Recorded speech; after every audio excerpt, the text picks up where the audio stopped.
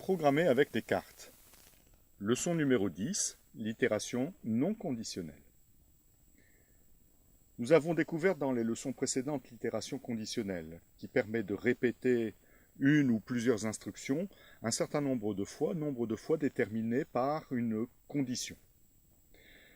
Nous allons, dans cette leçon, découvrir une autre forme d'itération que l'on dit non conditionnelle, dans le sens où le nombre de fois que l'instruction ou les instructions sont répétées est déterminé par une valeur maîtrisée du programmeur. Alors, comme exemple, on part d'une situation initiale où le tas 1 contient 8 trèfles et les 3 autres tas sont vides, et ce que l'on souhaite à la fin, c'est déplacer 5 cartes uniquement du tas 1 vers le tas 2 pour en laisser donc 3 sur le tas 1. Exécutons le programme.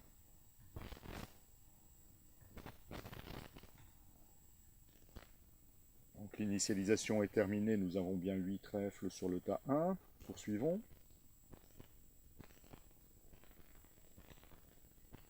Le programme est terminé et on a bien ce qu'on souhaitait, à savoir 5 trèfles sur le tas 2, les 3 autres étant restés sur le tas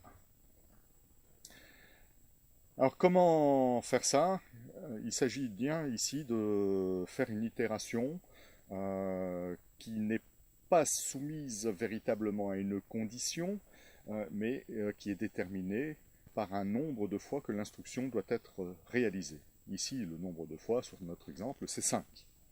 Alors, l'instruction qui permet ça, c'est une instruction qu'on appelle la boucle pour, for en anglais, et qui s'écrit en Python de cette façon-ci, for i in range 5, ce qui signifie pour i prenant ses valeurs dans un intervalle des entiers démarrant à 0 et entiers inférieurs à 5, c'est-à-dire l'intervalle des entiers 0, 1, 2, 3, 4.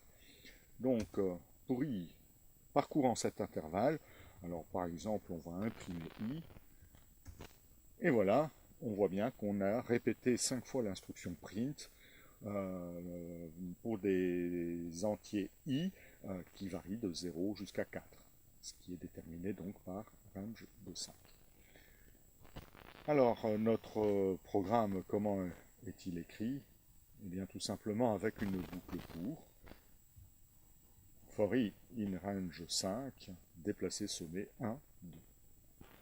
Voilà, donc une nouvelle façon de faire de l'itération, mais cette fois-ci, itération qui est un nombre connu de fois. Ici, c'était ça.